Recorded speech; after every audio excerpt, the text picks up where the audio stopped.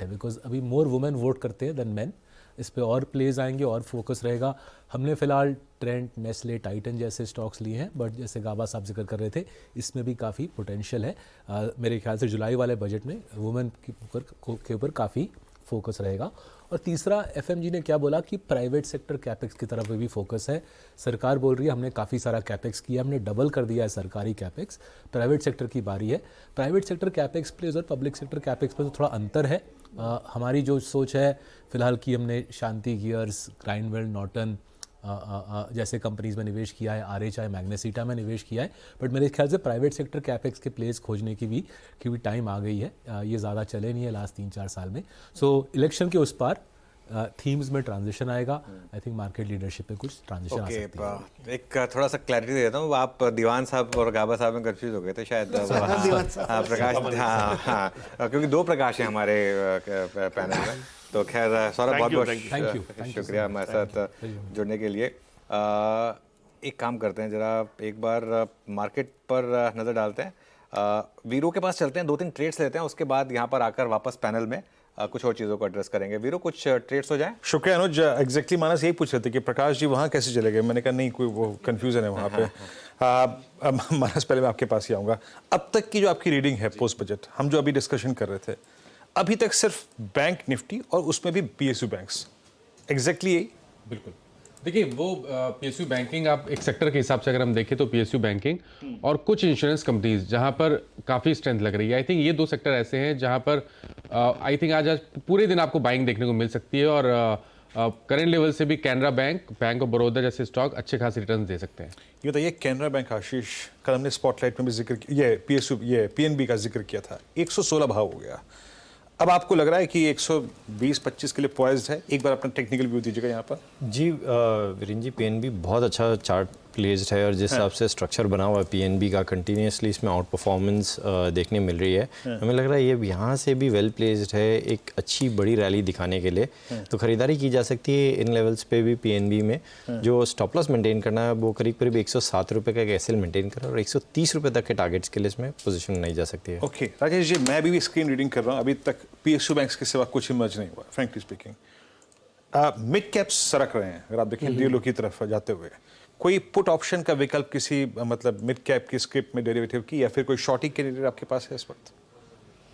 एक UBL short किया था कुछ देर पहले हम लोगों ने। तो आई थिंक सप्लाई प्रेशर है, लेकिन इतना भी सिग्निफिकेंट सप्लाई नहीं है। मार्केट जरूर वोलेटाइल है, तो थोड़ा सा सप्लाई प्रेशर बनते हुए दिख रहा है, बट हमें लगता है कि निफ्टी अभी भी फ्लैट नोट पे ही काम करते हुए दिख रहा है। और आज वीकली एक्सपायरी डे भी है, तो हमें लगता है कि काफ़ी कुछ प्ले अब यहाँ से वीकली एक्सपायरी के चलते निफ्टी पे आते हुए दिखेगा। 21,700 के लेवल को होल्ड आउट करते हुए दिख रहा है। तो हमें लगता है जब तक वो नहीं टूटता है तो अभी शॉर्ट के लिए थोड़ा सा हम वेट करेंगे। 21,700 को अगर डिसाइसिवली तोड़ता है तो हम फिर यहाँ पे शॉर्ट ओपन करने की सलाह देंगे।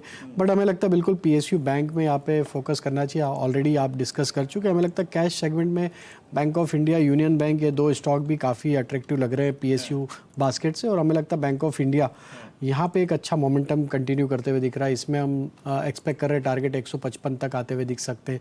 तो 140 के स्टॉप लॉस से बैंक ऑफ इंडिया पे बाय किया जा सकता है। याद रखिएगा वो ट्रेजरी इनकम वाला जो एस्पेक्ट था वही है अब तक का क्रक्स। पीएसयू बैंक्स, क्योंकि इनका ट्रेजरी पोर्टफोलियो काफ़ी बड़ा होता है और उसमें ट्रेजरी इनकम में बढ़ोतरी होती है। ऐसे एक माहौल में एक बार आप पीएनबी गिल्स लेके आइए आपकी स्क्रीन पे। ये एक स्टॉक और आएगा जो दिन की सबसे उच्चतम स्तरों पे आके ट्रेड करता है। इट्स 121.35। मैं कैश स्टॉक का जिक्र कर रहा हूँ लेकिन क्योंकि स्क्रीन पे है, but it's PSU banks, PNB gills और एक और चीज़ शिल्पा जी, सिप्ला। एक जरा इससे व्यू दीजिएगा जरा प्लीज। जी, सिप्ला अभी देखा जाए तो एकदम हाई पे है। मुझे लगता है 1400 के लेवल्स के लिए अप्रोच ले रहा है, तो सिप्ला में भी आप 1330 के स्टॉप लॉस से कर सकते हैं। इसको छोड़ के मुझे कोरोमंडल भी अच्छा लग रहा है। कोरोमंडल भी अगर आप देखेंगे इसमें बिल्टअप अच्छा है, सपोर्ट नियर टर्म में 1045 पे है, तो यहाँ पे ये स्टॉप लॉस आप कर सकते हैं। आप चाहे तो 1100 का कॉल ऑप्शन भी आप ले सकते हैं जो 27 रुपीज में ट्रेड कर रहा है 20 रुपीज के स्टॉप लॉस से। ये पुल बैक ट्रेड है। Okay Anuj, it's PSU banks और सिर्फ पीएनबी गिल्स और एक सिप्ला जिसमें और एक कोरोमंडल जो अच्छा लग रहा है इस वक्त। अनुज बिल्कुल वीरू, बहुत बहुत शुक्रिया। देखिए कुछ ही देर में हमारे साथ रामदेव अग्रवाल जुड़ेंगे, विजय केडिया जुड़ेंगे, उनसे भी बातचीत होगी कुछ ही देर में। लेकिन पीएसयू बैंकों में सर्ज आ रहा है और फॉर ऑब्वियस रीजंस। एक बार ज़रा पीएसयू बैंक निफ्टी लेकर आइए और देखते हैं ज़रा वहाँ पर निफ्टी पीएसयू बैंक। ये मेरे ख्याल से एक फ्रेश ऑल टाइम हाई होगा 6400 अब इस समय PSU बैंक इंडेक्स क्रॉस करता हुआ राहुल, क्लियरली ये तो मार्केट का नंबर 1 प्रेफर्ड पिक रहा है पिछले कई समय से, और एक अपनी अलग ही बुल मार्केट में। यहाँ पर क्या पिक्स होंगी अगर लेना चाहें तो? अनुज, मुझे it's one of life's biggest mysteries के SBI 18% ROE करता है and it goes at less than half the valuation of ICICI bank. I think I am saying even अगर आप प्राइवेट सेक्टर की वैल्यूएशन नहीं देना चाहते तो there is no reason SBI should not be 50% higher, because Anuj आपको याद होगा जब 10-12 साल पहले हम बात करते थे, lot of corporates were on the verge of going under, या कॉर्पोरेट प्रॉफिट जो लेंडिंग थी वो बहुत सर्कमस्पेक्ट थी। आज की डेट में अगर मैं आपको पूछूं कि can you name 5 corporates that are looking as big defaulters, आप नहीं कर पाएंगे। तो वो एक माहौल सा बदल गया। ठीक है, रिटेल स्लिपेजेस थोड़ा 19-20 हो सकते हैं क्योंकि इकोनॉमिक एनवायरनमेंट कभी प्रेडिक्टेबल नहीं होता, but I personally think the जिस तरह से वैल्यूएशन रीसेट हुआ है, जैसे अगर आप बाकी देख रहे हैं, जैसे आप डिफेंस या रेलवेज़ की बात कर रहे हैं, जिस तरह की री रेटिंग आई है, I still think PSU banks have a long way to go. I mean, logically, if you ask me, like I said, I think SBI should be 50% higher than where it is. अब क्यों नहीं है ये मुझे पता नहीं, right? अगर आप देखें तो अनुज पिछले 4-5 क्वार्टर से ICICI bank has been beating expectations, पर स्टॉक कुछ खास कर नहीं रहा। बिल्कुल। But that flow is not coming here. तो I am not able to understand कि मार्केट में कंसर्न क्या है, क्योंकि जैसे I think Madhu raised a very important point कि आपका PCR ऑलरेडी बहुत हाई है, आप इस पे और क्या प्रोवाइड करेंगे? निम्स आप जानते हैं कि अगले 1-8 क्वार्टर में बॉटम आउट हो जाएगा, और अगर आपकी क्रेडिट ग्रोथ SBI की उस बेस पे अनुज जैसे बोलते हैं ना, the elephant finds it difficult, the elephant is dancing. अगर आपको 12-13% का ग्रोथ SBI दे रहा है तो क्या दिक्कत है? मतलब अगर आप TCS या इन्फोसिस को एक दिन में 10-10, 12-12% प्राइस अप्रिसिएशन हो सकता है on fairly poor results, mind you, ऐसा कुछ आया नहीं था TCS इन्फोसिस के रिजल्ट्स में कि उस स्टॉक्स को इतना उछलना, यही था कि it was not as bad as it was expected, but SBI is delivering. तो यही दिक्कत है। इट वुड बी, अगर आप पूरा PSU बास्केट ले लें, this would still be my overweight. ठीक है, बैंक ऑफ बड़ौदा में एक टेक्निकल ग्लिच आ गई डिजिटल साइड पे, ठीक है, होता है in the life of a company, it's a very big bank, but I would still be biased in bank of Baroda and state bank of India. SBI and bank of Baroda बिल्कुल beating expectations पे। वो एक meme बार बार याद आता है, पता नहीं आपने देखा था या नहीं, जो SBI के टाइम पे 2-3 साल पहले काफ़ी चला था मार्केट में। खैर, एक काम करते हैं, एक कॉर्पोरेट व्यू ले लेते हैं फटाफट, उसके बाद विजय केडिया जी भी हमारे साथ स्टूडियो में जुड़ चुके हैं, उनसे बातचीत करेंगे। शशांक जी वापस आ गए हमारे साथ। शशांक जी, एक अब तक तो जो पैनल है वो उसका व्यू यही निकल कर आ रहा है कि क्लियरली एक कंटिन्यूटी वाला बजट है, प्लस फोकस है जनरल इलेक्शंस पर, और एक कॉन्फिडेंस है कि वापस यही सरकार आएगी, एटलीस्ट FM में कॉन्फिडेंस है। लेकिन आपने कैसे रीड किया और आप क्या कहना चाहेंगे बजट को लेकर, स्पेशली कॉर्पोरेट सेक्टर को लेकर? जी, मेरी भी ऐसी ही रीडिंग है इस बजट में, और जैसे हमारी गुफ्तगू जो हुई थी सुबह, उसमें हमने यही ख्वाहिशात भी थी, हमारी चाहत भी थी, और यही तवक्को भी थी कि ये बजट जो है कंटिन्यूटी वाला बजट होगा, और इसमें बहुत कोई बड़ा बदलाव या तब्दीली नहीं देखने को मिलेगी, और वही हुआ है। और लेकिन इस बात की मुझे बहुत खुशी है कि इस बजट में बिना कुछ बड़ी तब्दीली किए हुए वही जो ग्रोथ पाथ है उसकी तरफ हमारी जो इकॉनमी है वो गामजन है, और ये चीज़ इसी की कंटिन्यूटी चाहे हम देखते हैं वो इंफ्रास्ट्रक्चर स्पेंडिंग में। आप देखिए कैपिटल एक्सपेंडिचर, जो इंफ्रास्ट्रक्चर कैपिटल एक्सपेंडिचर जो है उसमें 11.1% की 11.1 लाख जो करोड़ का इन्वेस्टमेंट प्लान किया है, 11% उसमें इजाफा हुआ है। अब वो 3.4% ऑफ द GDP हो गया है। तो ये सब चीज़ों का एक मल्टीप्लायर इफेक्ट होता है, चाहे वो टूरिज्म के क्षेत्र में हो, या आपने जैसे सुना रेलवे कॉरिडोर का जो डेवलपमेंट है, 3 जो रेलवे कॉरिडोर्स अनाउंस किए हैं, और इस तरह से जो मल्टीप्लायर इफेक्ट है, चाहे वो एम्प्लॉयमेंट पे हो, इनकम जनरेशन पे हो, और इकोनॉमिक एक्टिविटी पे हो, उसका बहुत ही एक मुस्बत असर हमें देखने को मिलेगा। और मुझे उम्मीद है कि ये जो रुझान हमें अभी अपने ग्रोथ रेट में देखने को मिल रहे हैं वो आगे भी रहेंगे। दूसरी बात जो मैंने जिक्र की थी सुबह की गुफ्तगू में वो ये था कि ग्रीन एनर्जी को सपोर्ट मिलना चाहिए, और वो हुआ काफ़ी हद तक। जो आपने देखा, चाहे वो सोलर एनर्जी का है या ईवी से मुतल्लिक हो, तो वो सपोर्ट भी हमें देखने को मिला। तो मेरे नज़र में ये अच्छी कंटिन्यूटी था। और सबसे बड़ा जो मेरे को लगता है इस बजट का एक अहम जो क्या कहते हैं लब्बे लबाब जो समरी है, वो जो कॉन्फिडेंस लेवल था इंडिया की ग्रोथ स्टोरी में, वो इस बार बरकरार रहा है। और न केवल बरकरार रहा है, अब एक ये यकीन सा हो गया है कि ये आने वाले वक्त हमारे मुल्क के लिए बहुत अच्छे होंगे माशी लिहाज से। शशांक जी, यहाँ पे एक चीज़ मैं कहूँगा, लेकिन सब आपकी उर्दू के मुरीद हो गए हैं, मतलब बाकी कुछ हो या ना हो, यहाँ पे हमारे जो गेस्ट एडिटर्स बैठे हुए हैं वो ये जानना चाहते हैं कि इतनी अच्छी उर्दू आपने मतलब कहाँ से प्रैक्टिस की? नहीं, दरअसल मैं भोपाल से हूँ और मेरी इब्तदाई तालीम वहीं हुई है, तो जाहिर सी बात है थोड़ा वहाँ पे उसका इस्तेमाल ज़्यादा होता है। और यही वजह है कि इसमें मेरा दिलचस्पी भी रही है। और ये ज़बान बड़ी तहजीब और बहुत मीठी ज़बान है, इसलिए इसमें कोई डाउट नहीं है। बहुत बहुत ही मीठी भाषा और सुनने में बहुत मधुर। Thank you so much Shashank ji, आज हमारे साथ वापस जुड़ने के लिए। ओके, चलिए विजय केडिया भी आ गए हैं हमारे साथ स्टूडियो में। विजय भाई, गुड आफ्टरनून। बजट देखा आपने, क्या कुछ निकल कर आया? आपने एक गाना बनाया था एफएम के लिए कि डिविडेंड पे इतना टैक्स क्यों लेते हो, उसमें तो कुछ किया नहीं, लेकिन एफएम ने तो दिया नहीं। तो हो वही जो राम रची सीताराम रची रखा, क्यों करितर के बड़ा भी साका। क्या व्यू रहेगा, लेकिन क्या आपका एक वर्डिक्ट रहेगा बजट को लेकर? नहीं, वर्डिक्ट अच्छा ही है बजट के लिए, कोई बहुत ज़्यादा एक्सपेक्टेशन थी भी नहीं। और मेरे को ऐसा लगता है कि जो शेयर बाजार है ना, वो बजट को पहले से ही समझ रखा है। गवर्नमेंट की पॉलिसी सब शेयर बाजार वाले को मालूम है। तो एफएम ने भी वही सेक्टर के नाम लिए जो सेक्टर में शेयर बाजार में बूम चल रहा है, चाहे वो रिन्यूएबल एनर्जी का नाम लीजिए, टूरिज्म का लीजिए, एयरपोर्ट लीजिए, या इंफ्रास्ट्रक्चर लीजिए, कैपेक्स लीजिए। तो ये बजट भी उसी पर आधारित था, वही सब चीज़ों के नाम लिए हैं। तो मार्केट को पहले से मालूम था, उन्हीं शेयरों में पहले से ऑलरेडी बूम चल रहा है मार्केट में, रिटेल पार्टिसिपेशन उन्हीं के अंदर में है।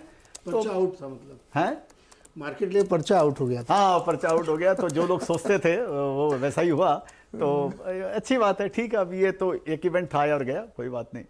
तो इस इवेंट के बाद जो लोग देख रहे हैं बजट को बड़ा इंतजार कर रहे थे, उनके लिए क्या राय, क्या करना चाहिए उनको, कहाँ देखें वो? नहीं, देखना ये चाहिए जी, वो मेरी 4 लाइन है ना, सोच कर समझ कर इन्वेस्ट कर, रूमर पे टिप पे ना टाइम वेस्ट कर, नॉलेज और पेशेंस का बिजनेस है ये, लॉन्ग टर्म की सोच और रेस्ट कर। तो वही फॉर्मूला हर समय लागू है, चाहे बजट हो, बजट के पहले हो, ड्यूरिंग द बजट हो, बजट के बाद में हो। तो अपने आँख कान अपने बुद्धि से काम लेना चाहिए, मार्केट के बहकाव में नहीं आना चाहिए, और यूफोरिया से बचना चाहिए, और मार्जिन ऑफ सेफ्टी समझ के काम करना चाहिए। तो मार्जिन ऑफ सेफ्टी इस समय कहाँ पर है आपके हिसाब से? कहाँ पर इस समय आप इन्वेस्ट कर रहे हैं? नहीं, देखिए, मैं अभी तो फिलहाल तो कोई इन्वेस्ट नहीं कर रहा हूँ मोर और लेस, क्योंकि ऐसा नीचे से रनअप शेयर्स तो सब नीचे से 2 गुना 3 गुना 4 गुना, आजकल 2-3 गुना तो मामूली बात हो गया। अभी परसेंटेज वाले तो लोग पुराने ऑब्सोलीट हो गए, जो बोले मेरा शेयर 20% बढ़ गया, 30% बढ़ गया, वो तो ऑब्सोलीट हो गए बेचारे सभी। अभी तो मेरा 4 गुना हो गया, 5 गुना हो गया, 3 गुना। तो ये एक यूफोरिया मार्केट में क्रिएट हुआ है ये। तो इसमें थोड़ा सा बुद्धि से काम लेना चाहिए, माने इमोशन से काम नहीं लेना चाहिए इसके अंदर में। और जो सेक्टर पहले अच्छे किए हैं, वो आगे भी उनका भविष्य बढ़िया है, जो भी, चाहे वो इंफ्रा में लीजिए या एनर्जी में लीजिए, डिफेंस में लीजिए, वो आगे भी अच्छे हैं। उनका 5-7 साल 10 साल भविष्य उनका बढ़िया है। लेकिन शेयर बाजार में बढ़िया से बढ़िया शेयर, अच्छे से अच्छे, सस्ते से सस्ता शेयर्स भी कोई ना कोई कारण से बाजार जब घूमता है तो 20-25% गिर सकता है। तो ये लोगों को ध्यान में रखना चाहिए कि आप जो भी आप काम कर रहे हैं, तो यात्रीगण अपने सामान की रक्षा खुद करें, वो लिखा रहता है रेलवे में। तो आप जो भी सामान आप ले रहे हैं उसकी रक्षा आप कीजिए। आपको दूसरा अगर कोई आपका टीटी या कोई बाजू वाला पैसेंजर आपकी रक्षा नहीं करने वाला है, तो वो ध्यान रख के काम करना चाहिए। बाकी ये सारे जो सेक्टर है जो भी चल रहे हैं, ये आगे भी अच्छा करना चाहिए। लेकिन इस बीच में एक ब्रेक आ सकता है। हाँ, ब्रेक कभी भी आ सकता है, वही है। ये तो कोई भी मेरा कोट है सर, 2 आदमियों को खाली मालूम है टॉप और बटन। एक तो ईश्वर को मालूम है, दूसरा जो झूठा लायर है उसको मालूम है क्या मैंने बोला था ये टॉप बन गया मैंने, तो वो तो किसी को मालूम नहीं है। तो आप अपना तैयारी रखिए कि हाँ भाई, बढ़ा हुआ मार्केट है, ये कभी भी रिएक्ट कर सकता है। ओके, बढ़ा नहीं करे तो बोनस है, ना करे तो बोनस है। चलिए रामदेव सर भी जुड़ गए हमारे साथ। Ramdev sir, good afternoon. बताइए क्या मार्केट में, ऑब्वियसली ये सबसे छोटी स्पीच थी, ये एक हाईलाइट थी, लेकिन ज़्यादा कुछ टैक्स चेंजेस वगैरह आए नहीं, तो किस तरीके से देखा जाए इस बजट को, मार्केट के लिए स्टेटस को? स्टेटस को थोड़ा सा, ये जो फिस्कल डेफिसिट का जो बात किया उन्होंने, तो थोड़ा सॉफ्टवेयर इंटरेस्ट रेट सिग्नल है। और अभी विजय भाई ने जो बात बोला, इससे अच्छा तो कोई बोल नहीं सकता है, बहुत बढ़िया बात कर रहे थे।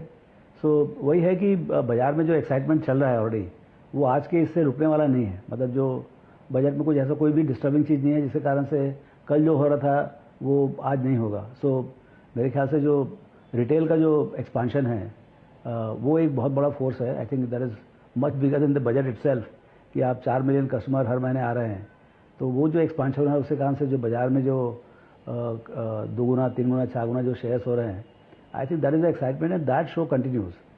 बाकी जो थोड़ा इंटरेस्ट रेट कम होगा तो जो बैंकिंग सेक्टर होगा थोड़ा स्ट्रेस में था, आई थिंक वहाँ पर थोड़ा रिलीफ पक्का मिलेगा। एक्चुअली उसी पे आ रहा था रामदेव जी, क्योंकि एक बार जरा बैंक निफ्टी लेकर आइए स्क्रीन पर, और उसके बाद लेकर आइए निफ्टी पीएसयू बैंक। दोनों इंडेक्स अब डे हाई पर, इनफैक्ट बैंक निफ्टी तो अब 300 पॉइंट ऊपर, और एक बार पीएसयू बैंक निफ्टी लेकर आइए। पीएसयू बैंक निफ्टी में अब इंडेक्स में, जी हाँ, इंडेक्स लेवल पर करीब करीब 3% का मूव, 3% का मूव, और पंजाब नेशनल बैंक उसको लीड कर रहा है। अब पंजाब नेशनल बैंक के नंबर्स पे अच्छे थे, हमने मैनेजमेंट से बात भी की थी, और वैल्यूएशन कंफर्ट भी है यहाँ पर 120 क्रॉस करने की तैयारी। रामदेव सर, पीएसयू बैंकों में अभी भी क्या पैसा लगाया जाए? I am not the best person to advise on this, maybe analyst can, but जो अभी जो कंप्लीट हिट रेट था 5-7 साल तक, और वहाँ से जो वापस जो लाइकिंग चालू हुई है पीएसयू में, सो थोड़ा सा ख्याल रखना चाहिए कि कहाँ पर आप कितना खरीद रहे हैं, क्योंकि कहीं न कहीं जाके गवर्नमेंट का सेलिंग आएगा, मे बी नॉट टिल मे और नेक्स्ट बजट, लेकिन उनको यहाँ से कहीं न कहीं तो बेचना ही पड़ेगा। 4-6 महीने में, 8 महीने में, साल भर में उनको थोड़ा अनलोड करना पड़ेगा। सो वो एक टेक्निकल एस्पेक्ट आप ख्याल रखिए।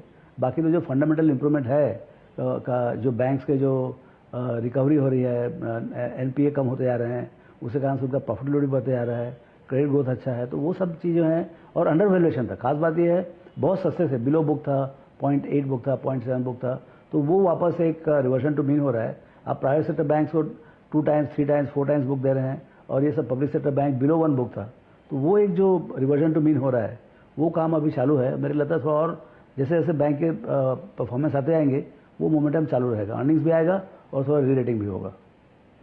रामदेव जी, एक और चीज़ जो इस बजट में क्लियरली निकल कर आ रही है कि जैसा आपने बोला कि आगे जाके इंटरेस्ट रेट का फैक्टर एक मार्केट को सपोर्ट करेगा, बॉन्ड यील्ड्स।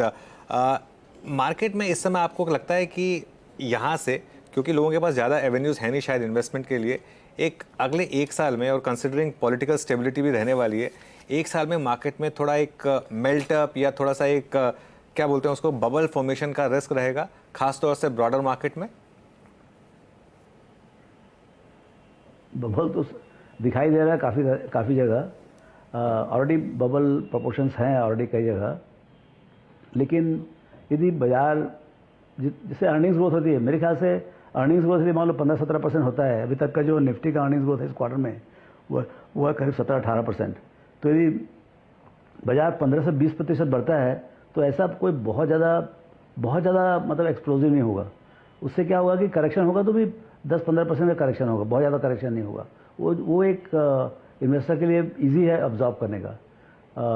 लेकिन यदि मान लो अर्निंग्स ब्रेक डाउन हो जाए, अर्निंग्स में जैसे 24-25 का अर्निंग्स मान लो 2-5% से ही बढ़ता है बाई चांस ऐसा है, हालांकि फोरकास्ट है 15% बढ़ने का, यदि बाई चांस अर्निंग्स कोई हिसाब से ब्रेक डाउन होता है तब जाके करंट वैल्यूएशंस बहुत डिफिकल्ट रहेगा सपोर्ट करने के लिए। विजय भाई, मैं आपसे भी यही सवाल पूछ रहा हूँ कि क्या मार्केट में इस समय एक थोड़ा सा रिस्क बन रहा है, जिस तरीके से, जैसा आपने खुद बोला कि 10-15%, 15% की तो कोई बात ही नहीं करता है, जब तक स्टॉक डबल ना हो ऐसा लगता है कि अंडर परफॉर्म किया आपने, तो थोड़ा सा क्या इस समय ब्रॉडर मार्केट में एक रिस्क बन रहा है इस समय एक बबल का?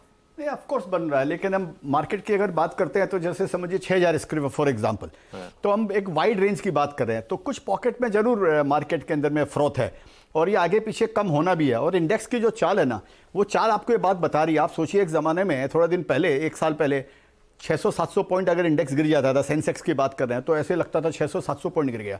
अब वो उसकी रेंज बढ़ गया 1000 में आ गई, 1200 में आ गई, 1500 में आ गई।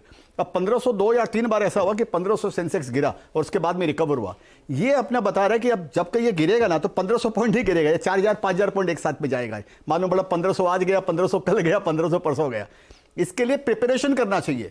ये होगा या नहीं होगा ये अपने को मालूम नहीं है, लेकिन इंडेक्स की रेंज जो घटने की रेंज जो बढ़ गई है, वो ये बता रही है कि ये कभी 5-6 हज़ार पॉइंट एक हफ्ते के अंदर में जाएगा। ये कब जाएगा ये मालूम नहीं जाए तो बहुत अच्छी बात है, जाए तो मेंटली प्रिपेयर करो और अपने इन्वेस्टमेंट का जो भी आपका है उसको कैसे मैनेज करो, इसके लिए ये तैयारी रखनी चाहिए। अच्छा विजय जी, आपने एक बड़ी इन्वेस्टमेंट की थी अतुल ऑटो में। ऑब्वियसली ऑटोज में इन जनरल काफ़ी अच्छा मोमेंटम रहा है, ये क्या यहाँ से कंटिन्यू करेगा? ऑब्वियसली आपकी बेट एक स्पेसिफिक थी ईवीज को लेकर, लेकिन अदरवाइज ये जो थीम चल रही है, क्या ये कंटिन्यू करेगी यहाँ से? मेरे को लगता करेगी। और ईवी और दूसरा आईसी इंजन जो है ये साथ साथ चलेगा। अभी डीजल हो सकता है आउटडेटेड हो जाए, आउट ऑफ फैशन हो जाए डीजल, लेकिन पेट्रोल अभी रहना है, क्योंकि जो सीएनजी और एलपीजी जो अल्टरनेटिव जो यूज़ करते हैं उसके लिए भी पेट्रोल इंजन चाहिए। तो पेट्रोल जो है वो कम से कम 10 साल रहना पड़ेगा। तो ईवी और पेट्रोल ये साथ साथ में चलने वाले हैं। तो इनका अभी फिलहाल ईवी के कारण इनको कोई बहुत बड़ा खतरा नहीं है, इनके ये साथ साथ चलेंगे। और ऑफ कोर्स आस्ते आस्ते ईवी जो है अपना मार्केट शेयर देता जाएगा आईसी इंजन के। तो ये जनरली जो है इनमें ये इनका भविष्य ठीक लगता है। ओके रामदेव सर, अब यहाँ से पोर्टफोलियो इन्वेस्टर के लिए क्या एक अप्रोच रहेगी? यहाँ से इक्विटी में कितना रिटर्न्स एक्सपेक्ट किया जाए, और विद इन दैट क्या ब्रॉडर थीम्स आपके हिसाब से बेस्ट रहेंगी? देखिए, आप लॉन्ग टर्म देखेंगे तो 13-14% का आता है। बाजार थोड़ा एलिवेटेड है, तो return expectation should be muted. मतलब जो हम 5 साल में सोचे डबल हो जाएगा, वो अभी 6 साल में सोचे डबल हो जाएगा। तो आप 12 से 13% का पोर्टफोलियो रिटर्न की बात कर रहा हूँ, मैं इंडिविजुअल स्टॉक की बात नहीं कर रहा हूँ। पोर्टफोलियो रिटर्न 12-13% का यदि रखें और उस हिसाब से आएँ, और इकोनॉमी 7%, 8% तक यदि मान लो ग्रोथ कर दी, ऑब्वियसली आपका रिटर्न 15, 16, 17% भी हो सकता है। लेकिन वो तब होगा जब यदि आपका लोकेशन है मार्केट्स में, तब जाके। लेकिन return expectation I would keep it at about 12-13%। Coming to the sectors, मेरे को लगता है कि since we are I see the capital market segment very closely, ये जो पूरा जो रिवोल्यूशन हो रहा है इक्विटी का, रिटेल इक्विटी का, उससे मुझे लगता है कि ये फंडामेंटली इकोनॉमी को ही बदल डालेगा। कि जो अवेलेबिलिटी ऑफ इक्विटी था जो कॉर्पोरेट्स के लिए, वो बहुत कम था पहले। मतलब आप पिछले दशक में या पिछले 2 दशक में, 3 दशक में इक्विटी था ही नहीं, बहुत बहुत महंगा था इक्विटी। अब जो है बहुत ज़्यादा इक्विटी मिल रहा है। अब कॉर्पोरेट्स इतने डरे हुए हैं कि वो पूरा डिलीवरेज कर रहे हैं, एक्चुअली पूरा लोन वापस कर रहे हैं और पूरा इक्विटी फंडिंग कर रहा है। कहीं कहीं जाके ये जैसे इकोनॉमी पिकअप होगा 1 आध साल और, तो ये कॉर्पोरेट्स का ये जो है क्या नाम है रुख बदलेगा, और then they will start taking more equity and more debt on that. So that aggression is yet to come. But ये बहुत बदला हुआ माहौल है जब कॉर्पोरेट्स को अनलिमिटेड इक्विटी का सोर्सेज है। सो मेरे को लगता है कि ये बहुत मज़ेदार रहेगा। और इससे जीडीपी ग्रोथ भी देखिए, all the economist are missing out on the GDP growth rate. Last अभी इकोनॉमिस्ट इसके आपके आरबीआई के इकोनॉमिस्ट भी जो है ना 1% से पीछे थे। तो मुझे लगता है कि जीडीपी ग्रोथ रेट 7% नहीं आएगा, 7.5% आएगा। और देखिए इस बार के बजट प्रपोजल में उन्होंने बात किया है डॉलर जीडीपी ग्रोथ रेट की। So dollar GDP growth for India is about 10%, और global GDP growth, dollar GDP growth for global is about 5%। तो ये बात उन्होंने कहीं तो भी पेपर में है वो। So they are also focused on at what pace India's dollar GDP growth is growing. So ये सब चीज़ जो है। एंड दूसरा आप देखिए डॉलर मार्केट कैप ग्रोथ वो 25% से हो रहा है, 30% से हो रहा है। सो इससे क्या है कि आपका जो ग्लोबल पोजिशनिंग है इंडियन मार्केट का, वो बहुत जोर से बदलेगा। 3 साल में हम $8 ट्रिलियन के मार्केट हो सकते हैं। सो ये बहुत सारी चीज़ बदलाव आ रहे हैं विच इज़ पॉजिटिव। अच्छा विजय जी, एक चीज़ बात पूछूं आपसे। आई मीन मैं स्कीम पे पोस्ट बजट जो अच्छे स्ट्रेच दिख रहा हूँ वो पीएसयू बैंक से और एक एचएफसीज हाउसिंग फाइनेंस कंपनीज। आज सुबह हम राहुल से बात भी कर रहे थे डीएलएफ के बारे में। आपका एचएफसीज में कोई कन्विक्शन, इस पर कोई स्टॉक खास जो आपने काफ़ी एडमायर किया हो या फिर ऐड किया हो इस प्राइस पे? नहीं, मैं इस सेक्टर पे मेरा कोई इन्वेस्टमेंट भी नहीं है और मैं इसमें कुछ अभी देख भी नहीं रहा हूँ। ओके अच्छा, मैं एक प्रश्न प्रकाश आपसे पूछने वाला था। ये जब से एचडीएफसी चला गया, मतलब विलय हो गया एचडीएफसी बैंक में, हमारे पास हर सेक्टर का एक लीडर होता था, जिससे बेंचमार्किंग हम कर लेते थे कि जनाब ये अच्छा कर रहा है, खराब कर रहा है। राइट। HFC में कौन सा स्टॉक आपको वो लगता है कि लीडरशिप अब ले लेगा? नहीं, HDFC लिमिटेड के जाने के बाद तो लीडरशिप खाली हो गई, बट आई थिंक आप देखिए तो जो बड़े जो मिड कैप से लार्ज कैप की तरफ जिन कंपनीज ने प्रोग्रेस किया है उसमें सूची काफ़ी लंबी है। अब LIC हाउसिंग फाइनेंस हो गया, PNB हाउसिंग फाइनेंस हो गया, कैनफिन होम्स हो गया, क्योंकि इनके पास बैलेंस शीट स्ट्रेंथ थी और पैसे रेज करने की क्षमता है। इनको कभी भी फंड रेज में इशू आया नहीं और कॉस्ट ऑफ डिपॉजिट्स आप देखिए या इनका कॉस्ट ऑफ बोरोइंग देखिए तो that has been fairly better than जो बाकी के प्राइवेट सेक्टर जेनेसिस वाले जो LIC ये हाउसिंग फाइनेंस कंपनीज हैं। अब जो कंटेंडर्स आ रहे हैं जो थोड़ा सा डिजिटली ग्रो होने की, जैसे आवास है, उन्होंने बहुत बढ़िया अपने टेक्नोलॉजी का सहारा लेके ग्रोथ करी है, कुछ छोटे और कंपनीज इस टाइप की आई, सारे की सेगमेंट अलग है। तो हाउसिंग फाइनेंस कंपनी थोड़ा सा कस्टमर गो टू कस्टमर की वजह से थोड़ा सा डिसेंट्रलाइज ज़्यादा हो गया। तो एक बेहेमौत या एक बहुत बड़ी कंपनी बननी उसमें मुश्किल है या दिखनी मुश्किल है। बट मुझे लगता है PNB हाउसिंग में कुछ देर पहले आप आज से पहले बात ही कर रहा था कि हाउसिंग फाइनेंस कंपनीज में रीच, एक्सेस टू फंड्स और आपकी स्प्रेड्स को मैनेज करने की जो क्षमता है, उस लिहाज से देखिए तो अब PNB housing finance PSU led नहीं रहा है, ओनरशिप चेंज हो गई है, बोर्ड देखिए आप उनका, तो बहुत बहुत अलग अप्रोच है उस बिजनेस का। और जिस हिसाब से ग्रो हो रहा है मुझे लगता है वहाँ पे एक ऑफ कोर्स पिछले 1 साल में डबल, जैसे विजय भाई ने कहा, आजकल डबल तो किसी को पसंद ही नहीं आता। अब मैं बोलूँ कि पिछली दिवाली से इस दिवाली में डबल हो गया तो मायूसी हो जाती है कि तो सिर्फ डबल की बात करें, बट आगे कितनी ग्रोथ है उस सिलेक्टिवली देखें तो अच्छी दिखेगी। ओके, अच्छा विजय भाई, आपने ना ऑब्वियसली विद फुल डिस्क्लोजर आपने रिसेंटली आप पिछले 3-4 क्वार्टर्स में इन्वेस्टमेंट्स बढ़ाई हैं कुछ स्टॉक्स में, जैसे पटेल इंजीनियरिंग है या फिर इकोनॉमी से रिलेटेड और भी स्टॉक्स हैं, ओम इंफ्रा है या फिर एलिकॉन इंजीनियरिंग है। इस स्पेस में अब क्या कन्विक्शन बढ़ रहा है और ये जो टर्न अराउंड केसेस हैं क्या ये वाकई में टर्न अराउंड हो रहे हैं on ground in terms of financials? नहीं, ऑफ कोर्स हो रहे हैं। जहाँ तक मेरा नॉलेज है और जहाँ तक मेरी समझ है और जहाँ तक मेरा इन्वेस्टमेंट है 100% हो रहे हैं। और मैं एक उदाहरण देता हूँ अनुज भाई आपको, आप किसी भी कंट्री आप सोचिए, इंडिया अल्टीमेटली हमको चाइना के मॉडल को फॉलो करना पड़ रहा है, हम कर रहे हैं, क्योंकि जो आपसे आगे निकल कर सक्सेस होता है हम उसी के मॉडल को फॉलो करते हैं। इसमें कोई एनिमिटी पेट्रियोटिज्म की कोई बात नहीं है इसके अंदर में। चाइना का भी जो विकास हुआ है वो इंफ्रास्ट्रक्चर को लेकर हुआ, और वो सबसे बड़ा जो विकास हुआ उसके पीछे तो ऐसे लग रहा है कि अभी जो नया ईरा है, समझिए यूएस ने कोई विकास किया होगा, वो एक अलग टाइम था। अभी जो डेवलपमेंट हुआ है वो चाइना, मेरे को लगता है 21st सेंचुरी का first wonder of 21st century है चाइना का जो है। तो हम भी उसी मॉडल को फॉलो कर रहे हैं। तो बिना इंफ्रास्ट्रक्चर के आप इंडिया को $30 ट्रिलियन की इकोनॉमी की जो बातें कर रहे हैं अमृत काल में कि 2047 तक 30 ट्रिलियन हो जाएगा, वो नहीं हो सकता अगर आप इंफ्रास्ट्रक्चर पे अगर ध्यान न दे तो।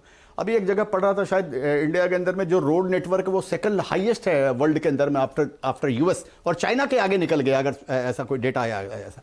तो बिना इसके, बिना डैम के, बिना पावर के, बिना रेल के और बिना पोर्ट्स के और बिना इंफ्रास्ट्रक्चर के इंडिया कभी $30 ट्रिलियन की इकोनॉमी नहीं बन सकता है। तो इनकी मेरे को लग रहा है कि 2003 और 2007 के बीच में जो चला था उसमें 200 कंपनियां होंगी, उसमें से 5-10 कंपनियां रही और बाकी सब साफ हो गई, सब डिफॉल्ट हो गई। तो जो बच गया, सर्वाइवल ऑफ द फिटेस्ट, जो बच गया किसी भी कारण से, वो अपने आप को बताता है कि उसमें कोई ना कोई क्षमता है, उसमें कोई ना कोई इसमें स्किल है। दूसरा काम कौन करेगा? अगर आपको एक 10,000 करोड़ का प्रोजेक्ट सिंगल कंपनी, तो आपके दिमाग में खाली लार्सन ही नाम आएगा, दूसरी कोई कंपनी आपके दिमाग में नहीं आ रही है। तो आप सोचिए ऐसी लार्सन जैसी हो रही है, आप 20 कंपनियां होना जरूरी है वो ग्रोथ के लिए। तो मेरे को लगता है इनका फ्यूचर अगले 5-10 साल अच्छा है। बिल्कुल। अच्छा, एक रामदेव सर, एक चीज़ आपसे पूछनी थी। जब पिछली बार आप शो में आए थे आपने एक कंसर्न बताई थी कि अर्निंग्स ग्रोथ में इस बार शायद थोड़ा प्रेशर देखने को मिले, वो हमने कुछ कंपनियों में देखा भी है। अब इस समय मतलब अर्निंग्स सीजन में 15 दिन बचे हैं, लेकिन ओवरऑल आपके हिसाब से अब तक कैसा रहा ये अर्निंग सीजन, और क्या ये रिस्क और मैग्नीफाई हो रहे हैं इस अर्निंग सीजन के बाद? हाँ, तो जो बात की है तो उस समय तो अर्निंग्स चालू नहीं हुए थे उस समय, लेकिन जो एक्सपेक्टेशन था वो 15-16% का था, तो 17-18% अभी तक 18-18.5% तक आ चुका है। 28-30 कंपनी का आ गया है, मेरे ख्याल से 29 कंपनी का आ गया है निफ्टी में। तो मेरे ख्याल से 18-18.5% का अभी तक डिक्लेयर ग्रोथ है, विच इज़ इन लाइन। तो जब बाकी जो ख़राब कंपनीज के आएंगे तो उनका एक्सपेक्टेशन 10% का ही है ग्रोथ। सो अभी जो बाकी जो 22 कंपनी आएंगे, 21 कंपनी, मेरे ख्याल से उसमें काफ़ी ख़राब रिजल्ट आएंगे। तो सब मिला के एग्रीगेट देखना चाहिए तो वही 10-12%, 13% जैसा आना चाहिए, ये एक्सपेक्टेशन है बाजार का। और एनालिस्ट लोग का भी जो उसके हिसाब से रिजल्ट आ रहे हैं। तो तो ये ब्लो आउट का ऑर्डर नहीं होगा, मतलब जिसमें आप सोच रहे हो 20 आना है तो 25 आ रहा है, इस टाइप का ब्लो आउट रिजल्ट नहीं है। आप देखो कोई भी, आप देखो कंजम्पशन के जितने कंपनीज है सब में काफ़ी वीक है। आप नेस्ले ले लो, लीवर ले लो, सब मतलब बहुत म्यूटेड है, वॉल्यूम ग्रोथ भी बहुत म्यूटेड है, डाबर का आ गया। तो मेरे ख्याल से कंजम्पशन साइड थोड़ा वीक है। हो सकता है कि अगले बजट वगैरह में कुछ वो लोग करें about some relief for the demand buildup, वो तो हो नहीं रहा है। सो क्लियरली अर्निंग साइड से इतना कंसर्न भी नहीं है, लेकिन उतना एक्साइटमेंट भी नहीं है। It's not a blow out quarter. Ramdev sir बहुत बहुत शुक्रिया आज हमारे साथ जुड़ने के लिए। विजय भाई, आपको भी कहीं और जाना है तो आपको भी ज़्यादा देर रोकूंगा नहीं। कुछ 4 लाइनें अगर आपने लिखी हो कुछ और अगर सुनाना चाहें तो। हाँ, तो सुनाता हूँ, मैं भी उत्सुक हूँ सुनाने के लिए उतना ही। तो मैंने अमृतकाल पे लिखी है 4 लाइनें, तो वो मैं सुनाता हूँ। संयोग से ये मेरे को मौका मिला फडणवीस जी के साथ में पढ़ने का, और फडणवीस जी ने फिर उसको ट्वीट भी किया और मोदी जी को टैग भी किया, तो याद बनता है। तो वो इस तरह है कि अमृतकाल के 25 साल में भारत की हुई एंट्री है, तेज गति से बढ़ने वाली ये नंबर 1 कंट्री है, और खुशहाली समृद्धि के संग स्वाभिमान कॉम्प्लीमेंट्री है। 5 साल में टॉप 3 में होंगे, मोदी जी की गारंटी है, पीएम की गारंटी है। बहुत बहुत शानदार। बिल्कुल, पीएम मोदी ने खुद बोला था उस दिन कि और किसी को मत सुनिए, मेरी गारंटी है, मैं ले रहा हूँ वो गारंटी। विजय भाई बहुत बहुत शुक्रिया आज हमारे साथ जुड़ने के लिए। अच्छा, अब एक काम करते हैं, मेरे ख्याल से एसबीआई चेयरमैन भी जुड़ गए हमारे साथ, एक बार उनसे एक फ्रेश व्यू ले लेते हैं, उसके बाद हम फुल थ्रॉटल मार्केट पर वापस आएंगे। खरा साहब, good afternoon, thank you so much आज हमारे साथ जुड़ने के लिए। और क्लियरली जो फाइनेंस मिनिस्टर ने साफ साफ एक फिस्कल प्रूडेंस और जो फिस्कल डेफिसिट पर जो अपना स्टैंस रीइटरेट किया, उसको बॉन्ड मार्केट ने थम्स अप दिया, पीएसयू बैंकों ने थम्स अप दिया। आपके क्विक थॉट्स? ये एक ऐसा बजट जिसमें कि आपने पूरा ऑनरेबल फाइनेंस मिनिस्टर ने देश की जो आर्थिक प्राथमिकता है उसको मद्देनजर रखते हुए एक बिल्कुल फिस्कल डेफिसिट को बिल्कुल एकदम कंट्रोल में रखा है। और साथ ही साथ आप देखिएगा कि जो टैक्स टू जीडीपी रेशियो है वो इम्प्रूव हो रहा है। और इन सब के साथ ये तो एक फिस्कल एस्पेक्ट हो गया, लेकिन जो मेजर ग्रोथ लीवर्स हैं जिसमें कि एक बहुत बड़ा ग्रोथ लीवर जो आने वाला है वो जो 1 करोड़ सोलर रूफटॉप लगाने की बात की जा रही है, ये एक बहुत बड़ा गेम चेंजर मेरे हिसाब से होने वाला है। कारण कि एक तो ये कि एक कॉमन मैन को इलेक्ट्रिसिटी का जो है जो मंथली बिल है उसमें रिडक्शन होगा, और साथ ही साथ वो लोग अपना जो सरप्लस पावर है उसको ग्रिड में भी पंप इन कर पाएंगे। और इसके अलावा जो ओवरऑल इसका इम्पैक्ट आएगा, आप ये देखिएगा कि तकरीबन नॉन फॉसिल फ्यूल जो है वो उसका प्रोपोर्शन तकरीबन 43% हो गया है, और जब ये 1 करोड़ सोलर रूफटॉप लग जाएंगे तो ये प्रोपोर्शन कहीं और अधिक बढ़ जाएगा। और इसका जो इम्पैक्ट आएगा वो हम लोग जो अभी क्रूड जो इंपोर्ट करते हैं उसके ऊपर बहुत बड़ा इम्पैक्ट आएगा। तो उस कारण से मेरा मानना है कि आने वाले दिनों में इवन जो डेफिसिट है हमारा इसका जो ट्रेड डेफिसिट रहता है उसमें भी इम्प्रूवमेंट होगा और करेंसी भी स्टेबल होगी, ये मेरा मानना है। तो इस कारण से अब हम सही मायने में विकसित भारत की तरफ अग्रसर हैं, ये मेरा विश्वास है। और साथ ही साथ ये भी कहना चाहूँगा कि जो मिडिल इनकम ग्रुप के लिए हाउसिंग के लिए जो एक और एनकरेजमेंट दिया जा रहा है उससे पूरा कोर सेक्टर में बहुत बड़ा सपोर्ट मिलेगा और डिमांड और जनरेट होगी। और जो फिस्कल के कारण से जो बॉन्ड मार्केट का इंटरेस्ट रेट का मूवमेंट है उससे एक इंटरेस्ट रेट ट्रेजेक्ट्री में एक डेफिनेट गिरावट आई है, जो कि इंडस्ट्री, कॉमर्स और ट्रेड के लिए बहुत ही सराहनीय रहेगा। खड़ा साहब, एक और चीज़ है, मैं सोच रहा था कि आपसे प्रश्न ज़रूर पूछूंगा। पिछले लगभग 6 महीने में या फिर 9 महीने में जब हमने एफएमसीजी की कंपनियों की कमेंट्री देखी उसमें वो रूरल मार्केट्स को, ग्रामीण भारत को लेकर चिंतित थे। अभी पिछले 3 महीने में आपको ग्रामीण भारत से, रूरल इंडिया से कैसे अगर आप देखें फीडबैक मिल रहे हैं, और ये क्या बजट थोड़ा सा रूरल मार्केट की स्थिति को और वहाँ से जो आई थिंक जो रिवाइवल है उसको पेस दे सकता है आपके मुताबिक, इतना एम्फेसाइज किया गया है? मेरे को पूरी आशा है, और जिस तरह के नंबर हम अपने रूरल बैंकिंग में देखते हैं और जिस तरह का हमें वहाँ पर एक्टिविटी दिखाई दे रही है, वहाँ काफ़ी अच्छा ग्रोथ की एक्टिविटी हमें दिखाई दे रही है। और इस कारण से एफएमसीजी का खारा साहब मैं आपको 1 मिनट के लिए रोकना चाहूंगा। इस वक्त बजट के बाद भारत के 4 स्तंभ युवा, गरीब, महिला और किसान सभी को एम्पावर करेगा। निर्मला जी का ये बजट देश के भविष्य के निर्माण का बजट है। इस बजट में 2047 के विकसित भारत की नींव को मजबूत करने की गारंटी है। मैं निर्मला जी और उनकी टीम को बहुत बहुत बधाई देता हूं। साथियों, इस बजट में युवा भारत की युवा आकांक्षाओं का, भारत की यंग एस्पिरेशंस का प्रतिबिंब है। बजट में 2 महत्वपूर्ण निर्णय लिए गए हैं। रिसर्च और इनोवेशन पर 1 लाख करोड़ रुपए का फंड बनाने की घोषणा की गई है। बजट में स्टार्टअप्स को मिलने वाली टैक्स छूट के विस्तार का भी ऐलान किया गया है। साथियों, इस बजट में फिस्कल डेफिसिट को नियंत्रण में रखते हुए कैपिटल एक्सपेंडिचर को 11,11,000 अभी ऐलान किया गया है। साथियों, इस बजट में फिस्कल डेफिसिट को नियंत्रण में रखते हुए कैपिटल एक्सपेंडिचर को 11,11,111 करोड़ रुपए की ऐतिहासिक ऊंचाई दी गई है। अर्थशास्त्रियों की भाषा में कहें तो एक प्रकार से स्वीट स्पॉट है। इससे भारत में 21वीं सदी के आधुनिक इंफ्रास्ट्रक्चर के निर्माण के साथ ही युवाओं के लिए अनगिनत रोजगार के नए अवसर तैयार होंगे।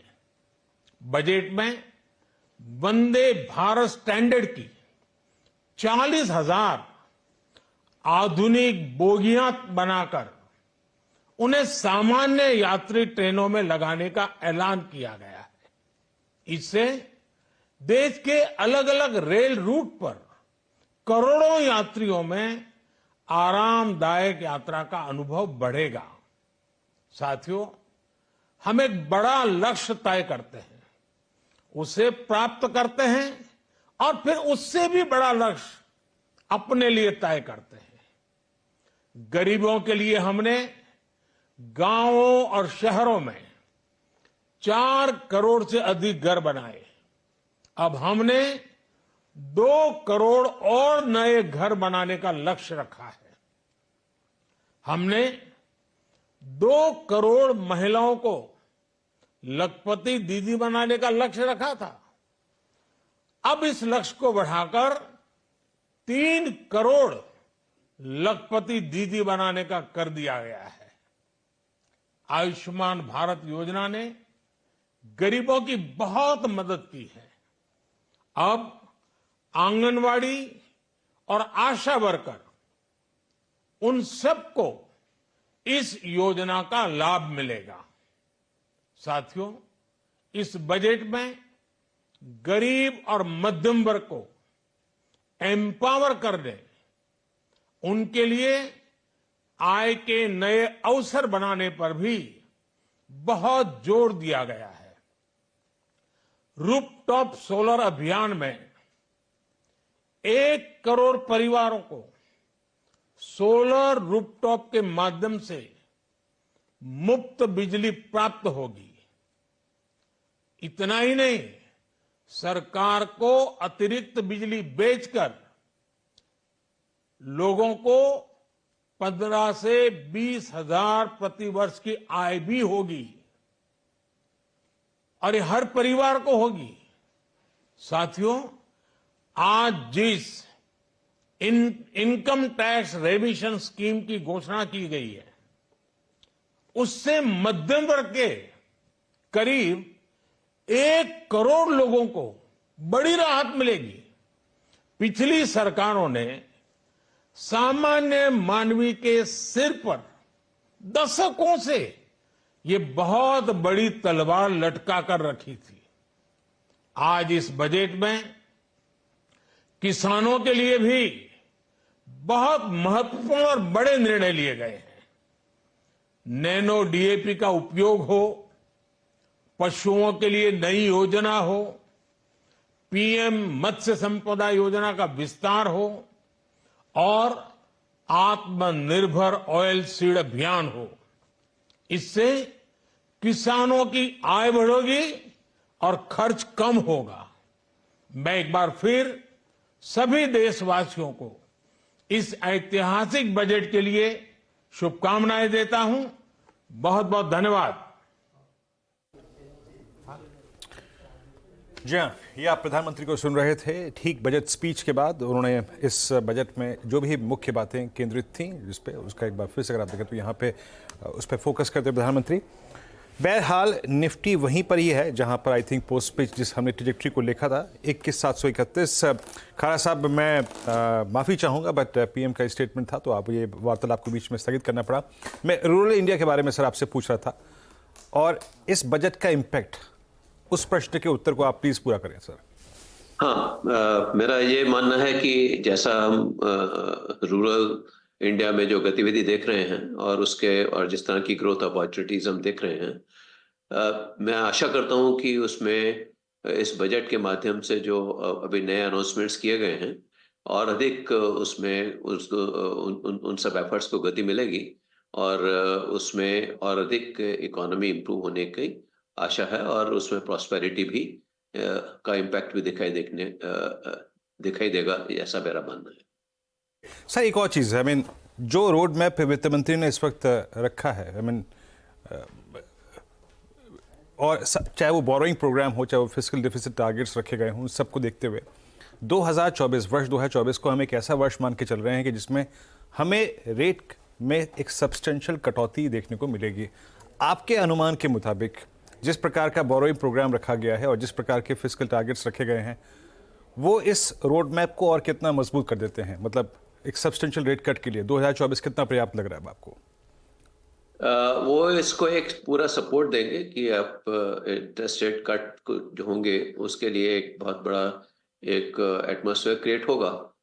इस तरह का जो बोरिंग प्रोग्राम है और जो टैक्स जीडीपी रेशियो का इम्प्रूवमेंट है और उसके चलते ये तो एक मार्केट इंस्ट्रूमेंट्स में जो है इंटरेस्ट रेट कम आएंगे और साथ ही साथ इन्फ्लेशन के ऊपर भी जो है जिसका विशेष रूप से इम्पैक्ट आएगा, क्योंकि अगर गवर्नमेंट का बोरिंग कॉस्ट ही कम हो रहा है और साथ ही साथ बाकी कॉर्पोरेट्स का बोरिंग कॉस्ट कम होगा और ये एक लोअर इंटरेस्ट रेट की तरफ मूवमेंट होगा और जो कि इन्फ्लेशन में भी इट विल रिफ्लेक्ट होगा in the days to come. और जैसा कि आप जानते हैं कि जो आरबीआई का पॉलिसी रेट है वो इन्फ्लेशन रेट से लिंक्ड है और मेरी पूरी उम्मीद है कि इस साल के थर्ड क्वार्टर में हम लोग उम्मीद करते हैं कि we will get to see the interest rate cut of the coming fiscal year 24-25। इस साल के थर्ड क्वार्टर में रेट कट। खरा साहब, तो फिर जो एक बड़ा सवाल उठ के आता है बैंकों के लिए, जो नेट इंटरेस्ट मार्जिन पर काफ़ी कंप्रेशन रहा है, हालांकि पीएसयूज में उतना नहीं था, वो प्रॉब्लम प्राइवेट में ज़्यादा था, उस पर अगर आप कुछ कहना चाहें तो? देखिए, ऐसा है कि अगर इंटरेस्ट रेट लोन में कम होगा तो डिपॉजिट में भी कम होगा। सिर्फ इसमें जो है there is always a time effect, तो वो जो है इट विल डिपेंड कि डिफरेंट बैंक्स का एएलएम किस तरह से वो है स्टैक्ड अप है और साथ ही साथ उनका लोन जो है वो किस तरह से प्राइसिंग उन्होंने अपना तय कर रखा है। सो उसका मेरे को आई थिंक मोर और लेस ये जो भी इंटरेस्ट रेट का रिडक्शन होगा वो इट विल बी वो डिपॉजिट्स में भी रिफ्लेक्ट होगा और निम मोरलेस थोड़ा बहुत कंप्रेशन 3 से 5 बेसिस पॉइंट का डिफरेंट बैंक्स में हो सकता है, लेकिन उससे ज्यादा मैं नहीं आशा करता। खरा साहब बहुत बहुत शुक्रिया आज हमारे साथ जुड़ने के लिए और हमसे बात करने के लिए। चलिए अब एक काम करते हैं, कुछ और स्टॉक स्पेसिफिक चर्चा हो जाए वीरू, क्योंकि मार्केट को अब यही जानना है। राहुल से बात करते हैं। Rahul, Voltas versus blue star, यहाँ एक बहुत बड़ा एक कंपैरेटिव प्ले रहा था। लास्ट 2 दिन में जो वोल्टास का मूव रहा है, क्या लग रहा है कि वो अंडर परफॉर्मेंस खत्म हो रही है? तो अनुज, उसके पहले अगर आप इजाज़त दे तो मैं 2 चीज़ों पे कमेंट करना चाहूँगा जहाँ विजय जी और रामदेव जी से बात कर रहे थे। I don't think they explain certain things in totality which I would like to explain. आप पूछ रहे थे मार्केट बबल में है, and I think the retail investors need to understand this Anuj कि आज की डेट में जो म्यूचुअल फंड इंडस्ट्री का साइज़ है वो 50 लाख करोड़ का है, राइट। इसमें से इक्विटी कंपोनेंट करीबन 25 लाख करोड़ का है। और अगर आप annual fact sheets, monthly fact sheets analyse करें, mutual funds on average are sitting on 3% cash. तो आपका जो लिक्विडिटी है मार्केट में इस वक्त म्यूचुअल फंड्स का, वो 75 लाख करोड़ का है। इस पे आप लाइफ इंश्योरेंस ऐड कर दीजिए, AIF, PMS, LIC, सो करीबन 1.5 लाख करोड़ का at any point in time आपकी लिक्विडिटी है। अगर आप 2016 में जाते हैं अनुज, आपका म्यूचुअल फंड इंडस्ट्री का साइज 5 लाख करोड़ था उस वक्त। तो आज की डेट में to expect a big market crash is वो थोड़ा, it's not a very realistic scenario, क्योंकि 2 युद्ध जैसे हम बोलते हैं वो हो चुके हैं। पर वो होता क्या अनुज, आज की डेट में ICICI Prudential, SBI mutual fund, HDFC mutual fund are owning 10% of banks. City Union Bank, Karur Vysya Bank, Federal Bank, in fact ICICI and ICICI Prudential Life Insurance have taken approval to own 10% of banks. तो उस तरह की liquidity जब आती है ना market में, तो क्योंकि आज की डेट में fund managers have 20 to 30% off their CTC locked into their funds, तो you can not allow a 20% dip to go unbought. तो ये एक बहुत इंपॉर्टेंट चीज़ है जो आपके व्यूअर्स को समझनी होगी। दूसरा, आपने ब्लू स्टार प्लस वोल्टास का पूछा, इसमें एक रूरल का भी एक बहुत इंपॉर्टेंट फैक्टर आ जाता है। अगर आप FMCG इंडस्ट्री को देखें इंडिया में Anuj, it is not a volume growth story. लोग मिस कर जाते हैं, वो टॉप लाइन चेस करते हैं।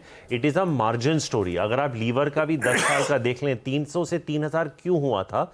क्योंकि 14% का मार्जिन 24% हुआ था, उसका टॉप लाइन 8% ही कंपाउंड हुआ था, राइट। प्रीमियमाइजेशन वगैरह, तो वो बहुत इंपॉर्टेंट होता है लोगों को अंडरस्टैंड करना कि margin are a very important story. अब गुरमीत ने सुबह वोल्टास की बात की, बहुत इंपॉर्टेंट पॉइंट है। हमने एक्चुअली एक 40 पेज की रिपोर्ट निकाली है just on blue star versus Voltas.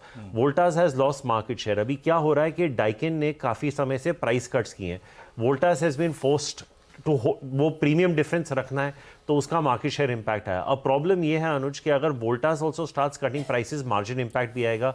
दूसरी इंपॉर्टेंट बात है, वोल्टास से स्टार्टेड बैकवर्ड इंटीग्रेटिंग, तो जो एम्बर डिक्सन वगैरह से सोर्स कर रहे थे अब वो खुद बनाएंगे, तो ROC पे भी इंपैक्ट पड़ेगा। आप ROE ROC कंपेयर कीजिए ब्लू स्टार और वोल्टास का, आप देखेंगे Anuj, Voltas, Blue Star is at least 700 to 800 basis points higher than Voltas, Blue Star का।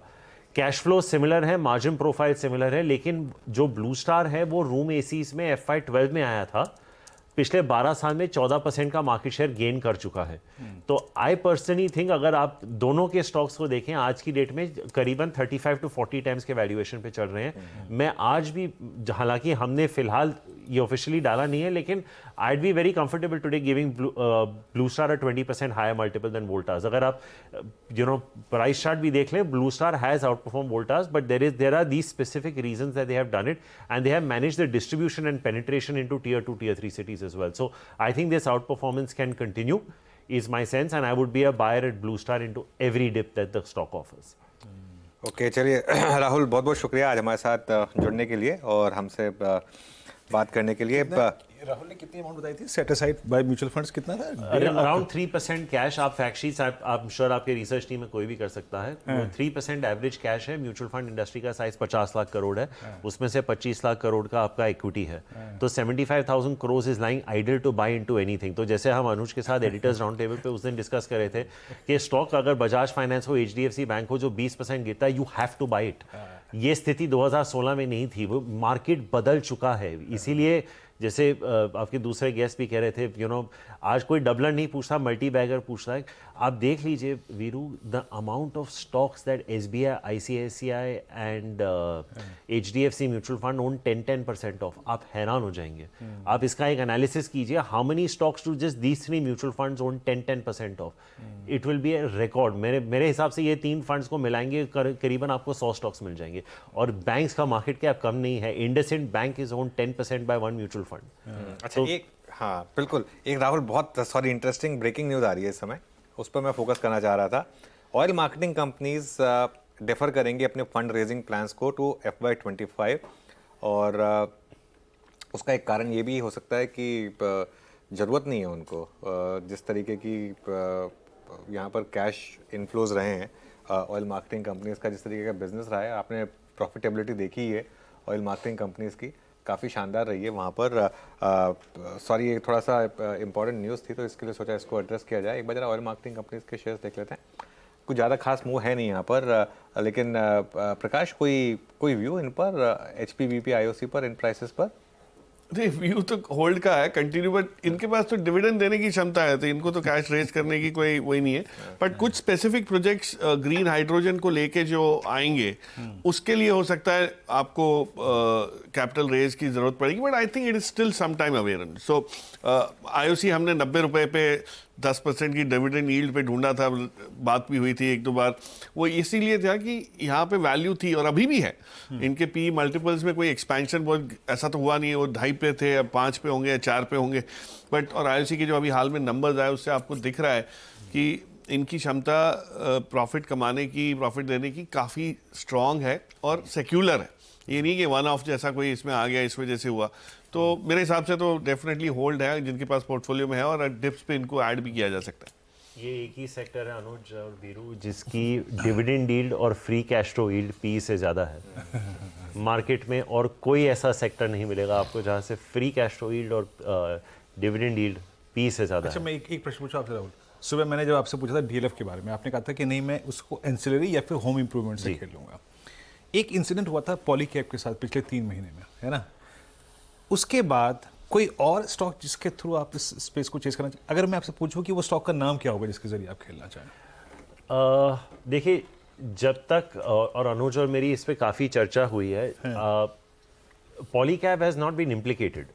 I think they could have done a better job on their earnings conference call, लेकिन ये जिस तरह के नंबर्स दे रहा है, और अगर आपको वही स्टॉक 30% डिस्काउंट करेक्शन पे मिल रहा है, why not by that name? ठीक है, हो सकता है कि टाइम करेक्शन हो जब तक दिस इशू ब्लोज ओवर, लेकिन ये इतना वेल हेल्ड स्टॉक है कि वो आपको 30% दोबारा मिल जाएगा। वो वैल्यूएशन कंफर्ट मुझे शायद हैवेल्स में या V-Guard में वगैरह में नहीं दिख रहा इतना, KEI वगैरह में भी अगर आप जो भी देख ले, वायर्स, केबल्स, फैंस वगैरह, जो भी आप कंपेयर करना चाहें, इसमें जिस तरह का डीलर डिस्ट्रीब्यूटर मॉडल है पॉलीकैब का, I think it is absolutely phenomenal. कुछ चीज़ें सिर्फ डिस्ट्रीब्यूशन पे चलती हैं Veeru, and I think they have done a good job. Yes, if they get implicated वो बात अलग है, then maybe I would look at something like an Orient Electric, जहाँ पे मुझे लगता है वैल्यूएशन कंफर्ट काफ़ी है, 15-20% का ग्रोथ अभी भी आ रहा है, और हैवेल्स के मुकाबले तो बहुत बड़ा डिस्काउंट है। अगर आप डायरेक्ट पॉलीकैब के कंपेटिटर्स देखें वायर्स और केबल्स में, हैवेल्स को छोड़ के, तो लिक्विडिटी का इशू आ जाता है, इम्पैक्ट कॉस्ट का आ जाता है। अगर आपको ज़्यादा इन एंड आउट अगर आपको करना है तो आपको 2-2.5% दोनों साइड से ऐड करना पड़ेगा for impact cost. But I would not hesitate to buy Polycab unless मेरे को लगे कि बस स्टोरी ही खत्म हो गई है, तो I think you can certainly look at accumulating in small cases, and if not, like I said, may be oriented है। ओके, चलिए। अच्छा, डॉक्टर लाल पैथलैब्स के नंबर्स भी आ रहे हैं। मैं एक बार जरा सरसरी लुक देख रहा था यहाँ पर कि नंबर्स कैसे रहे, और कंसोलिडेटेड नंबर्स डॉक्टर लाल के, ध्यान रखिएगा ये स्टॉक काफ़ी वॉलेटाइल रहा है। 82 करोड़ का प्रॉफिट है, मेरे ख्याल से फ्लैट ही है, बट एक बार नंबर्स पूरे आ जाने देते हैं, उसके बाद एक व्यू ले लेंगे यहाँ पर। अच्छा, एक काम करते हैं, एक बार अब आगे स्क्रीन पर 53 करोड़ से बढ़कर 81 करोड़ ये इस समय कंसोलिडेटेड नेट प्रॉफिट। हर्षदा के पास जाया जाए और एक बार जरा टेक पंचायत से कुछ फ्रेश ट्रेड्स ली जाए। हर्षदा, अब जी हाँ अनुज, वैसे बड़े ट्रेड्स तो अब तक आप लोगों ने ले लिए हैं, वो प्राइमरीली सरकारी बैंकों से जुड़े हुए थे। हालांकि निफ्टी बैंक अगर आप देखेंगे, अब सिर्फ 70 अंकों की ही बढ़त रह गई है, तो ऊपरी लेवल से कुछ कुछ कूल ऑफ, लेकिन सबसे बड़ी बिकवाली अगर एक पॉकेट ने दिखाई है वो है mid cap stocks. Mid cap index देखते ही देखते अब 390 अंकों के नुकसान पर कारोबार कर रहा है, तो ऊपरी लेवल से क्लियरली मुनाफा वसूली हावी होती हुई। लेकिन इस समय के ताजा ट्रेड्स क्या है, जब थोड़ा सा advance decline ratio negative side पर हो चुका है, इनफैक्ट थोड़ा नहीं काफी हो चुका है, जिस तरह से मिड कैप्स में वो फॉल देखने को मिला। शिल्पा जी बताइए, फोकस किस पर? जी मुझे यहाँ पे पीआई इंडस्ट्रीज अच्छा लग रहा है, फ्यूचर्स ट्रेड कर अराउंड 3410, तो यहाँ पे 3380 के स्टॉप लॉस से, छोटा सा स्टॉप लॉस है, यहाँ पे आप एक लॉन्ग ट्रेड ले सकते हैं फॉर टारगेट्स ऑफ 3440 से 3475 इंट्राडे के हिसाब से। ओके, तो एक इंट्राडे मूव 3470 तक जा सकता है, यानी कि अभी भी 70 रुपए का मूव आ सकता है। 3400 पर ये स्टॉक इस समय कर रहा है ट्रेड। मानस, आप क्या पिक कर रहे हैं? हर्षिता जी, एक सेल रिकमेंडेशन है, मुथूट फाइनेंस पे बिकवाली करने का ट्रेड होना चाहिए, क्योंकि कंसोलिडेशन 100 डे मूविंग एवरेज के ऊपर हो रहा था, फाइनली आज 100 डे मूविंग एवरेज के नीचे स्टॉक फिसला है, वहां पर वॉल्यूम्स देखने को मिल रहे हैं, तो आई थिंक यहाँ पर आपको 30-40 रुपए का डाउन साइड देखने को मिल सकता है, तो बिकवाली करने का ट्रेड लेना चाहिए। स्टॉप लॉसेस 1381 के रहेंगे और टारगेट 1320 के रहेंगे।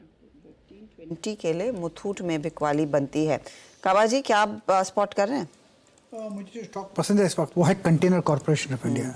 यहाँ पर ट्रेड कर रहा है 906 पे, अब में मिलना चाहिए। 2-3 दिन से एक जो बेस देखा है वो बढ़िया बेस लग रहा है, मेरे ख्याल से स्टॉप होना चाहिए 900 का, ऑन द अपसाइड जो टारगेट है 925 के कंटेनर कॉर्पोरेशन। ओके, कॉनकॉर्ड में क्लियरली 925, और ऑफ कोर्स ये जो 3 अलग कॉरिडोर्स की बात यहाँ पर की है फ्रेट के लिए, उसका एक फायदा क्लियरली कॉनकॉर्ड को मिलता हुआ दिखाई देगा, वो भी एक प्ले इस समय उभर कर आ रहा है।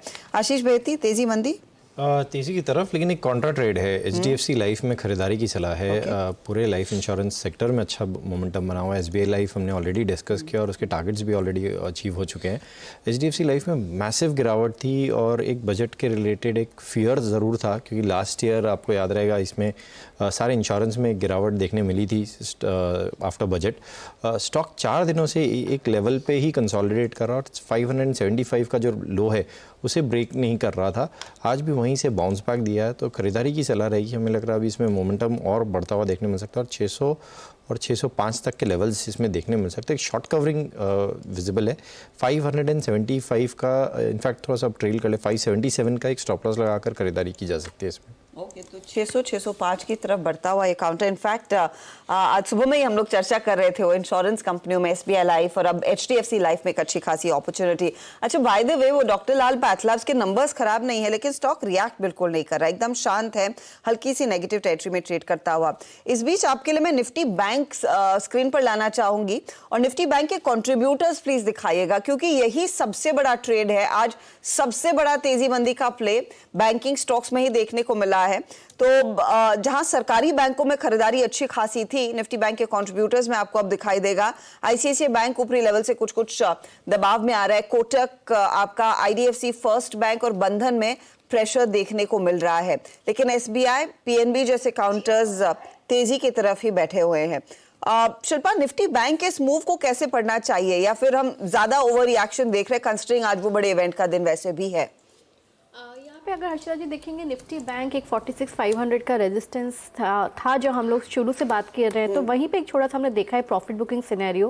बट अगर आप देखें अभी भी करंट रेट पे यहाँ पे कोई ज़्यादा ड्रामेटिक करेक्शन नहीं है। So what ever it is, यहाँ पे 45,800 45,500 पे एक मल्टीपल क्लस्टर ऑफ सपोर्ट है, तो जब तक ये होल्ड कर रहा है तो we are still positive for Bank Nifty. Okay, तो ये इनफैक्ट जब तक उस लेवल के ऊपर है तब तक सिचुएशन ठीक है, जो 45,800 के आसपास है। आज सुबह में ऑफ कोर्स हमने देखा जब वो पीक आया है निफ्टी बैंक में आधे घंटे पहले, वो 46,300 तक का इस इंडेक्स को लेकर गया और वहां से हमने देखा है कुछ कुछ कूल ऑफ बनता हुआ दिखाई दिया है। अच्छा, एक और चीज जिस पर आपकी नजरें होनी चाहिए वो इनफैक्ट है इस घंटे भारती एयरटेल, जो तेजी से स्लाइड कर रहा है, इसका साथ बिल्कुल नहीं है। मानस, ये थोड़ा सा बीच में हरकत देखने को मिली थी, I think beginning of the week, लेकिन टिक नहीं पाया तेजी में। बिल्कुल, देखिए ऑलरेडी हमने एक आपको ऑलरेडी भारतीय एयरटेल में देखा, आई थिंक 950 से नॉन स्टॉप रैली 1200 तक देखने को मिली थी। आई थिंक ये केवल एक प्रॉफिट बुकिंग का दौर है और मेरी राय शॉर्ट करने की नहीं रहेगी। अगर स्टॉक 1140 के नीचे जाएगा तब आप 15-20 रुपए के डाउनसाइड के लिए आप शॉर्ट कॉल ले सकते हैं। अदरवाइज आई थिंक अगर आपके पास लॉन्ग पोजीशन है तो बिल्कुल बने रहिए। पोजिशनल बेसिस पे 1100 रुपए के नीचे स्टॉप लॉस लगाना है। ओके, तो ये फिलहाल आपके लिए 1100 के नीचे का स्टॉप लॉस लगाइए। भारतीय एयरटेल, अच्छा स्पीच रेमंड आपकी स्क्रीन पर लेकर आएंगे, जहां पर कंपनी के नतीजे आ रहे हैं। स्टॉक वैसे 2% ऊपर था, अब 1-1.5% की तेजी है। गाबा जी एक बार रेमंड का चार्ट निकाल के तैयार रखिएगा। कंसोलिडेटेड बेसिस पर मुनाफा 95 करोड़ से बढ़कर 184 करोड़ पर आया है, ये कंपनी डिलीवर कर रही है। दूसरी तरफ आय आप देखिएगा, ये भी बड़ी है, करीब 2168 करोड़ से 2386 करोड़ पर वो फिगर कंपनी ने पोस्ट किया है। कुछ देर में डिटेल्स आ जाएंगे यहाँ पर इनके टेक्सटाइल बिजनेस में किस तरह का परफॉर्मेंस देखने को मिला है, रियल एस्टेट से किस तरह का प्रदर्शन,